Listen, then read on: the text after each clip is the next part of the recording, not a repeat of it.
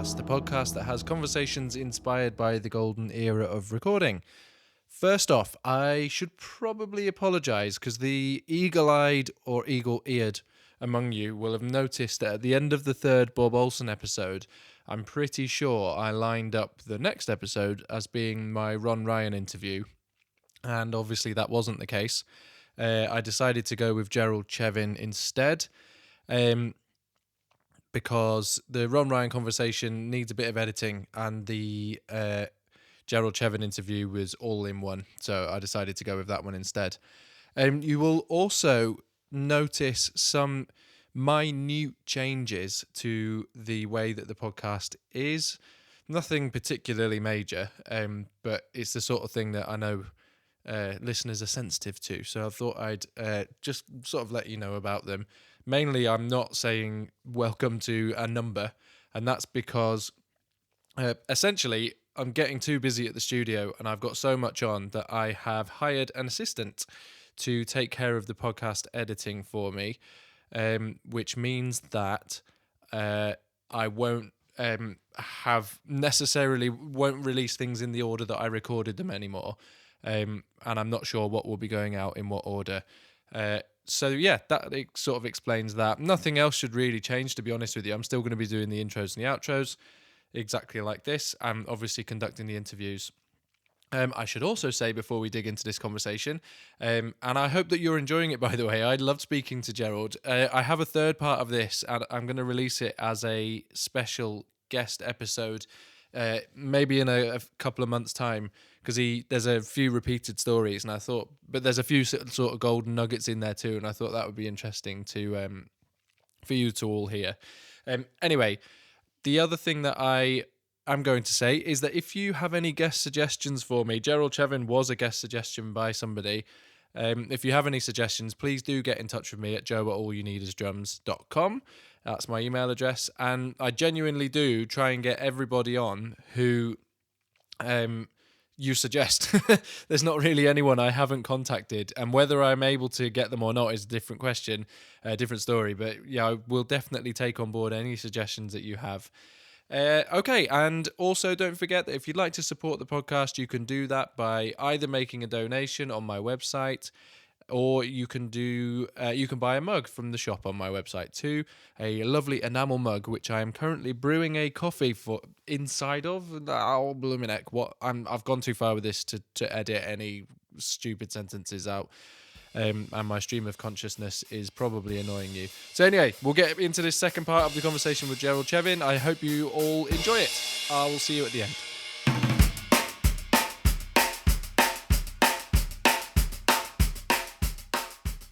I was lucky enough to work with a producer who went on to be, he became very popular in terms of what he did. I don't know, again, if you've ever heard of a guy called Denny Cordell? Yes, yeah.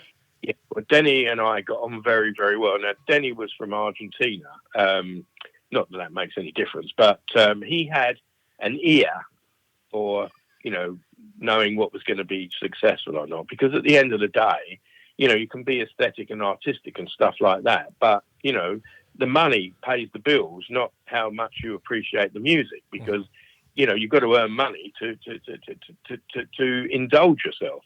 Anyway, he said to me, one day we were working on something or other, and he said to me, "Come to Birmingham with me and come and listen to this group." They were called groups in those days and not bands. So, all right, so we toddled off and we go to a place in Birmingham called the Cedar Club, and there was a big queue of people outside, but because we were, I don't know, in inverted commas, VIPs, we just went straight in, and we were shown like the best place to be. And this group comes out and starts playing. And he was right. They blew me away. And it was called The Move. Yes. And Roy Wood, Bevan, Carl Wayne, they were all incredible musicians. So the next week they came to London and we recorded their first hit record, which was called Night of Fear, which was, quite a clever thing. And that got to number one, I believe. And I just became very friendly with them all because, when you work with people for hours and hours on end, right, you always develop some kind of affinity, and especially in a closed control room, where you're literally on top of each other for a long time. Mm-hmm. And then Roy said to me, he's got another friend who is quite a good musician, and he's in a group, and he's in Birmingham. Why don't you go to Birmingham and see them? So I travelled off to Birmingham again, and I saw a guy called Jeff Lynne, his group, and got them into the studio and worked with them. Unfortunately, they were called the Idle Race, but they never ever made it, even though Jeff's compositions were just incredible. And one day I was on the phone to a guy called Jeff Emmerich, who was the Beatles sound engineer. Absolutely. And I said to Jeff, look, well, I'm going to come down then. I'm going to come down on Thursday and watch your session, which is something that we all did. And Jeff could overhear me. So I said, okay, I'll see you on Thursday then. Bye. And so Jeff said to me, can I come? I said, no, it's just for me. And he sort of almost got down on his knees and begged me to go to the studio. And somehow or other, I relented, and we saw them recording the White Album, but they didn't record any of it together. It was all done, Paul was in one studio, etc., etc. But Jeff was just like, he had the same feeling in his head that I had when I first started as a sound engineer, that to meet people that were just your idols is just incredible. I mean, it really is. To actually be talking to them and socialise. Anyway, you know what happened with Jeff. He went on to produce one of their records, and of course, in his own right, with ELO, he's an incredibly successful guy. Anyway, so Denny Cordell produced people like Joe Cocker and lots of people, and he had an assistant at the time, an American guy who was a guitarist, a bass guitarist, and an arranger.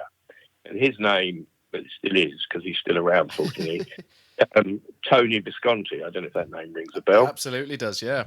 Yeah. Tony did a few string arrangements for The Move, Flowers in the Rain and stuff like that, which happened to be the very first record ever played on Radio 1, which was a nice thing. But Tony said to me, look, I've got this guy, he said, and maybe we could bring him into the studio. And he's a little bit nervous, but, he has been into the studio before. He was with a group called John's Children. I said, well, we did John's Children here at Advision. He said, oh. So anyway, this guy comes in, Mark Field, who actually changed his name to Mark Bolan, and we got on really well anyway. And he did a few of these.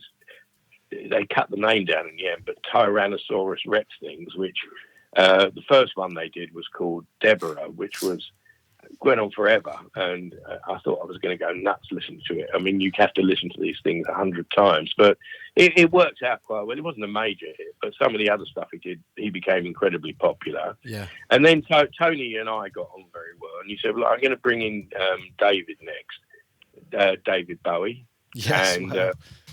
We did The Man Who Sold the World, and that was good. So Tony got into all these things, and Tony became a very successful producer. And then what happened then was there was a big concert going to happen in America, and Joe Cocker was in it. And I'd also met Jimi Hendrix as well. And so there was a team of engineers they wanted to go and help, the sound. And it wasn't just me, there were loads. It was called Woodstock, which you've probably heard of. Absolutely. And so I was there. Fortunately, I wasn't one of them who had to sit in the field. I was treated a bit more like a VIP. In between the artists and the regular public, there was people like us. So we weren't we weren't the top of the totem pole, but we certainly weren't in the mud. Although, as I've said to people before, because I don't know if you know, the weather was dire. I mean, it never. And, my biggest problem was making sure none of these people got electrocuted because of the equipment and, the rain. And as I said to somebody the other day, I said, after 50 years, I'm still getting the mud out of my beard. But it was a great experience. The sound quality wasn't very good because it just couldn't be. But it was great to see all those people. And so I ended up, doing that. And when I came back to the UK, we had a very progressive group come in. Yes.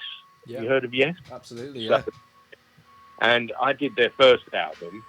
And then I wasn't that keen on it, really. I mean, there were lots of other people that I wanted me. The trouble is, there's only one of me, and there's loads of them, and I can't split myself. I can't be up 24 hours a day. So my colleague did the rest of the Yes stuff, which was incredibly successful.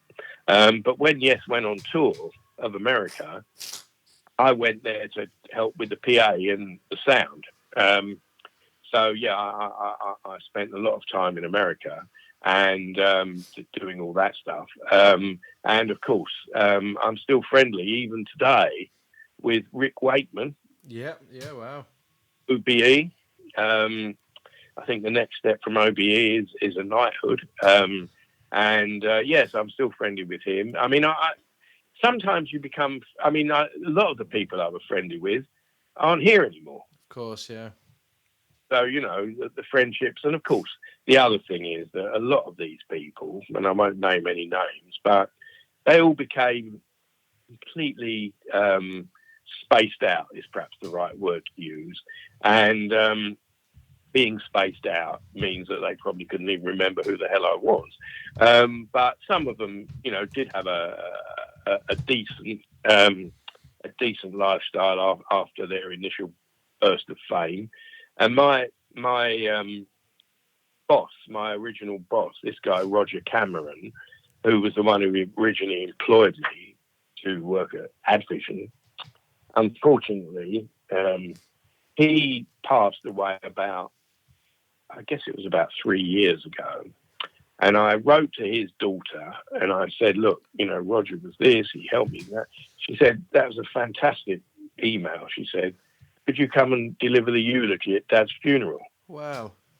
Yeah, so I decided, well, not decided, it was decided for me. I mean, I am quite used to speaking. So I stood up there and there were all these, pretty much famous people again. But when I say famous, I don't mean, you'd recognise them, but they all worked in the music business, either as backing singers or whatever. People like Tony Burrows, Tony Burrows was Edison Lighthouse and a bunch of other groups. He had about 7 hit records in the charts at the same time, all with different names, but he was singing them all. And so I did that. And his daughter came up to me and gave me a kiss, and his son was really impressed. And in fact, I'm having lunch with his son in a few weeks' time just to talk about the old days. His son, believe it or not, has got nothing to do with the music business anymore, whatever. He's an air conditioning engineer, which is probably quite good in this weather. But you can't get probably any further removed from. I don't know. Maybe you can, but it seems a bit. To me, it seems a bit removed. Yeah. And Advision Studios moved from Bond Street to another road in London, Great Portland Street. Yeah. And so I went there, and it was a massive, massive studio. And we did a lot of stuff there with before George Martin opened up Air Studios. He used Advision, and it was probably somebody like George Martin and all the things that he'd done that kind of got me really interested in the music business. Because when we were in Bond Street, there was a big HMV record store there, the biggest one they had in the country. Yeah. And it was in Marble Arch somewhere. And the guy who ran the store, the technical guy, not the manager, I became very friendly with him. And when 2 days before Sergeant Pepper's album came out, he said, look, come and let me bring this to the studio, because our studio, we had really good speakers and everything. Have a listen to this. So there were 4 engineers, a guy called Martin Rushent, who you may have heard of. He did a lot of stuff. Eddie Offord, Roger Cameron, and me. And Jim, his name was Jim Foy, he put this on the turntable, and we couldn't speak until it came time to physically turn the record over and listen to the other side. And then we all kind of looked at each other, well, how the hell are we ever going to carry on? We can't, we never do anything this good. It just blew us away. And then about 6 weeks later, we got a session with a group who disappeared, I think, but they were called Grapefruit. And the two producers happened to be Paul McCartney and John Lennon. Oh, so wow. they came, and I'd never met them in that context before. I'd seen them at, when they did the White Album, but they were too busy. This time they had nothing but time to talk to me. And, I realised very, very quickly how much of a genius Paul McCartney was. You'll never meet anybody as iconic as him and as clever as him. And then the guy who used to work at Advision, the maintenance engineer, he set his own sound company up, and he built a studio for John Lennon in John Lennon's house in a place called Tittenhurst in Ascot.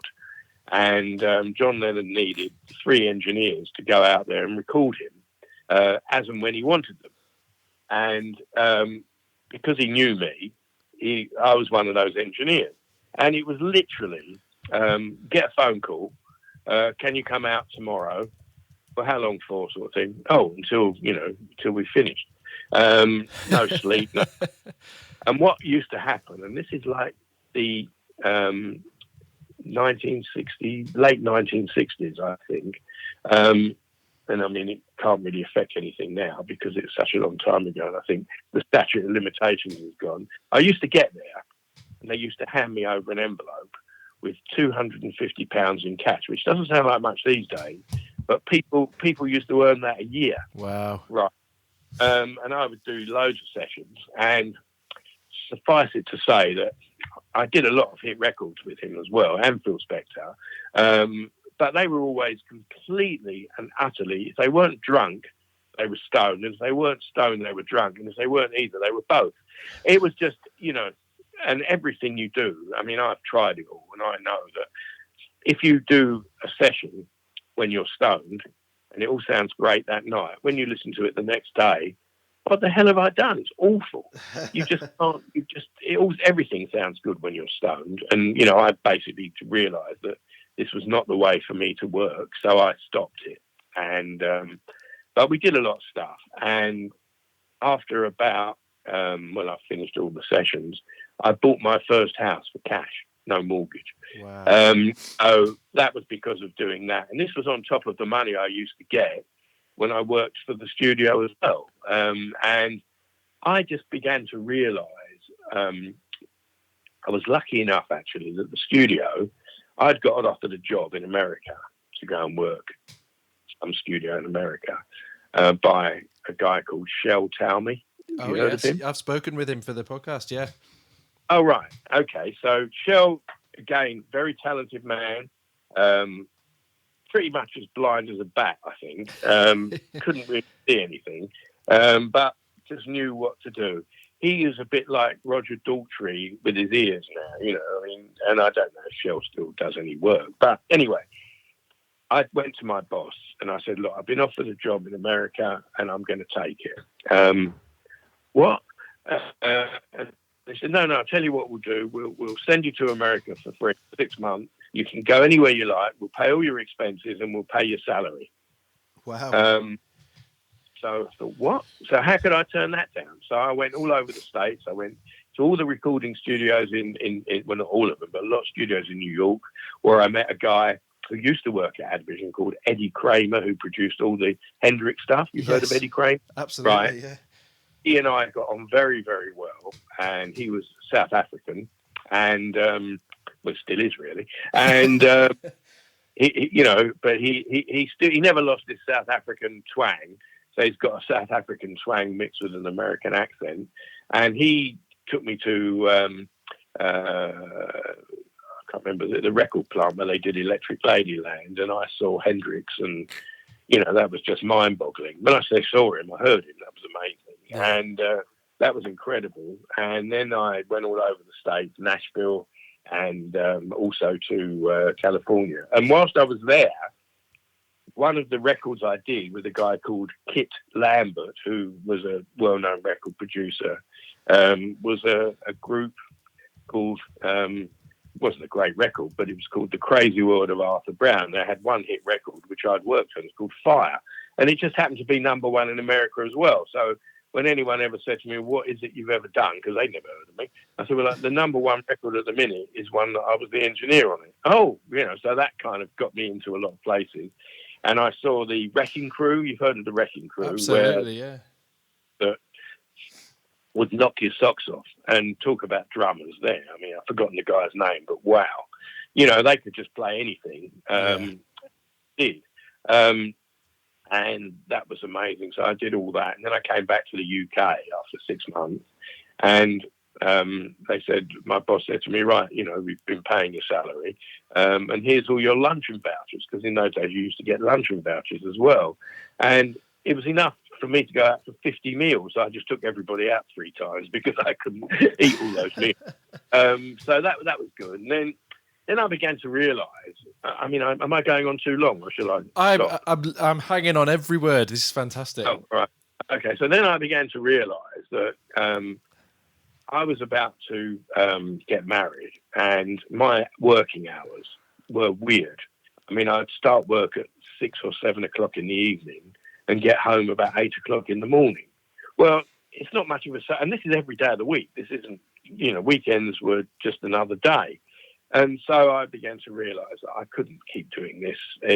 Although I loved it, I had to do something that was, more sociable hours. How could I get married and do this? I mean, it just didn't seem right to me. So I made the decision that what I would do was to leave the studio as a sound engineer and go away and design all the equipment. Because I knew, I've got a degree in electronics. So I knew how equipment's supposed to work and what to do and how to make it. So I decided to leave and go away and spend 6 months designing all the stuff and then trying to sell it, which seemed to work out quite well. And I was at home all the time, so that was good news for my wife because, she saw me all the time, which may not be good news, I don't know. But she was, I wasn't working all these peculiar hours. And it was good. It worked out very well. And so I then started selling all this equipment, and a lot of it I sold to America. I gradually sold my company to an American company, and I thought, what am I going to do now? I did miss the music business, but at the end of it all, I think your own sanity has to come ahead of what you might like the most. And so I decided that I would step away slightly. And a few people still wanted me to go and do things for them. And, so that's really, and my best friend was a sound recording engineer. And his name still is, I was going to say was, but it still is, John Maxwith, who did a lot of stuff. He worked at Lansdowne Southern Music and then became a freelance, and he did loads and loads of records. And he was working, and I wasn't doing that anymore. And I said to him, I believe that working as a recording engineer may be great, and you may be the best recorder in the world, but it's a bit like being the best coal miner. Without any coal mines, what are you going to do? Yes, and yeah. The studios were closing down at a rate of knots because all these Pro Tools and God knows what. So you're ending up now with maybe 5 studios in the whole of London because all the others were just closing like you couldn't believe. Or the ones they spent fortunes on. I mean, Trident was a really well-known studio where the Beatles did some stuff. Everybody worked there. And, they couldn't sustain it because people were very happy to work at home in their bedrooms or something. And you didn't really need to have a sort of 50-piece orchestra anymore because you could create all that using synthesizers, things like that. Yes. And I said, look, I've got out of business, and I think I made the right decision. Oh, no, I'm going to carry on. He said, wait, John now, he's exactly the same age as me, but I won't tell you what that is. But we will never see 60 again. And he he works as a minicab driver. Wow. So, I don't work anymore. I'm retired. Yeah. I just realised that there was going to be some kind of sea change. And, hindsight is a great thing, but I did actually kind of forecast things would Sorry, excuse me a minute. change. You can hear my little girl's shit. I'm just I gonna. can hear. Yeah, Is that just one of them? There's two of them. Sounds like hundreds of them. Oh, right. I'm just gonna speak to them. Give me 1 second. Yeah, sure. Girls. Oh, sorry about that. Okay. So, I just kind of got out of the business, not because I hated it, but because I didn't think that it was going to suit me. I've just had an email from somebody literally at 10:36. Hello, Gerald. Trust all is well. I'd like to speak to you about the first Yes album, etc., etc. So this is what happened. Getting, this sort of thing, and it's hard because, I don't know how old you are, but we're talking about 50 years ago. Of course. Yeah. And sometimes I can't remember what I did yesterday. It gets very, very hard to try and think about all these things. But it is good because it's cathartic, I guess, for me. Yeah. And hopefully it's interesting for other people to know how the origins of all this happened. Because the studio I worked at, in the first studio, was run by two technical people, and they didn't seriously expect anything to happen except make a few jingles. Yes. All of a sudden, there were loads and loads of hit records that were being churned out, and the whole reason for the studio's existence, we still did jingles, but we also used to do something else called what was called in those days music to picture. The studio was big enough for a big screen projector. Yeah. So somebody would come along with their with film, and one that in particular I remember was Zabriskie Point, which was a very well-known film. Pink Floyd came to do it. And so they would watch the film, work out what they were going to do, and then play along to the relevant bits, and it all be recorded by us.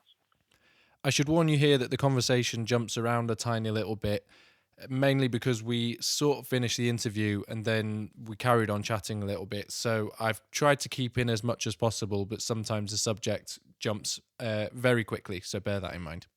I just kind of got out of the business, not because I hated it, but because I didn't think that it was going to suit me.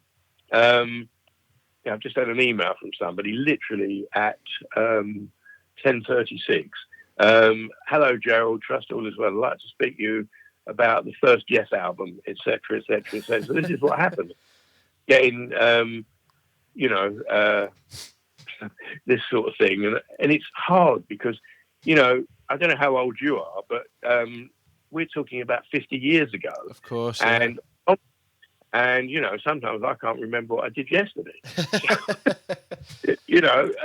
It gets very, very hard to try and think about all these things.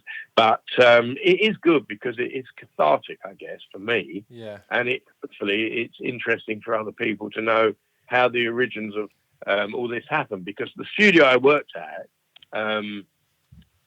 in the first studio, was run by two technical people, and they didn't seriously expect anything to happen except make a few jingles. Yes. All of a sudden, there were loads and loads of hit records that were being churned out, and the whole reason for the studio's existence, we still did jingles, but we also used to do something else called what was called in those days music to picture. The studio was big enough for a big screen projector. Yeah. So somebody would come along with their with film, and one that in particular I remember was Zabriskie Point, which was a very well-known film. Pink Floyd came to do it. And so they would watch the film, work out what they were going to do, and then play along to the relevant bits, and it'd all be recorded by us. So that's pretty much how Advision worked. And other studios didn't have those sort of facilities, but Yeah. that's what we did. So that's given you. I mean, I've been on the phone now for probably about an hour. That's given you a very brief, hopefully interesting outline of how, what, why, where, and when. And music is still my first love. It really is. I can't imagine my life without music. And I've met some very, very interesting people because of music. And I think that you have to love music to be in the business. I mean, unless you're one of the managers who are only in it for the money. But money was not my prime interest. It was the artistic enjoyment and the senses. I mean, when you look at a piece of art, it's obvious to everybody what's happening. When you listen to a piece of music, it's something that's just you, right? Yes, Everybody's got a different feeling about it, and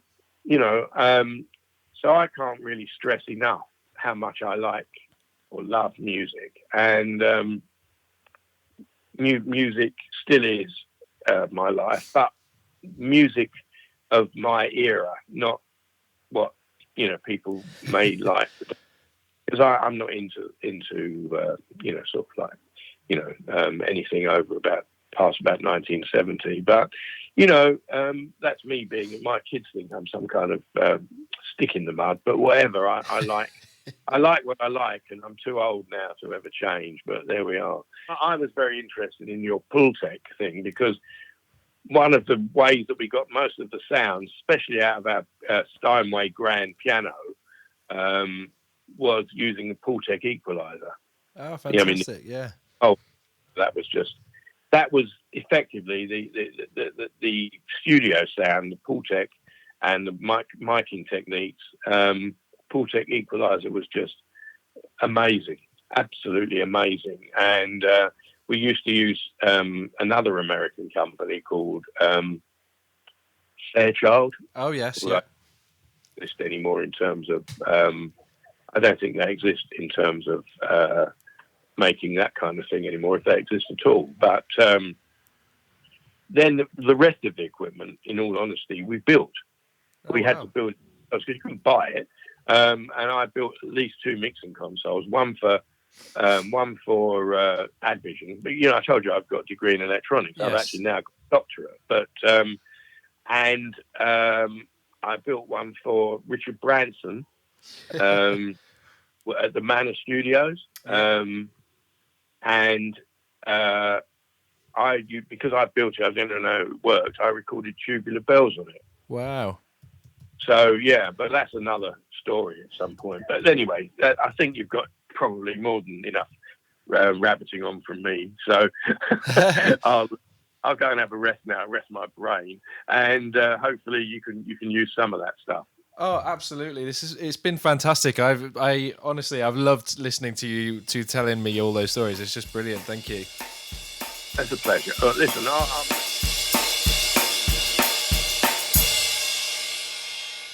And there we have it. The second part of my conversation with Gerald Chevin. I probably should have warned you in the introduction that my children make a brief appearance during this episode, and I don't know. I thought it was quite funny to leave a little bit of it in. I'd stopped when I told them off, and I told them off very politely. But you don't need to hear me asking my children very politely to not be in the room when I'm speaking to people. So there we go, an insight into my home life. Anyway, I really do hope you enjoyed that conversation with Gerald. As I say, I have a third part of that will be coming out as a special episode, maybe in a couple of months' time. Next episode will not be the Ron Ryan one just yet. It's likely to be an episode with a friend of mine called Andy Pickering, who is very much into analog recording, and he's a piano player. And recently came to my studio and we did a session recording one of his songs straight to his 4-track machine with drums, bass, and guitar. I thought it would be an interesting conversation for me and him to discuss the sort of pros and cons and sort of pitfalls or whatever of having kind of dipping your toe in the analog world as a relatively young, I mean, in our 30s musician. Essentially we grew up with digital. That's how we came through. And then we've started to discover the brilliance of analog. And this is generally a conversation about how we've developed in the analog world. So I thought that would be interesting for anybody who's a home studio enthusiast, or anybody that's interested in sort of analog recording, which is kind of what most of this podcast is about. Anyway, that just leaves me to say a big thank you to Joe Kane and David Henshaw for the music and the artwork they supply for this podcast. I hope you all have a fantastic week, and I will be back next Tuesday. Goodbye!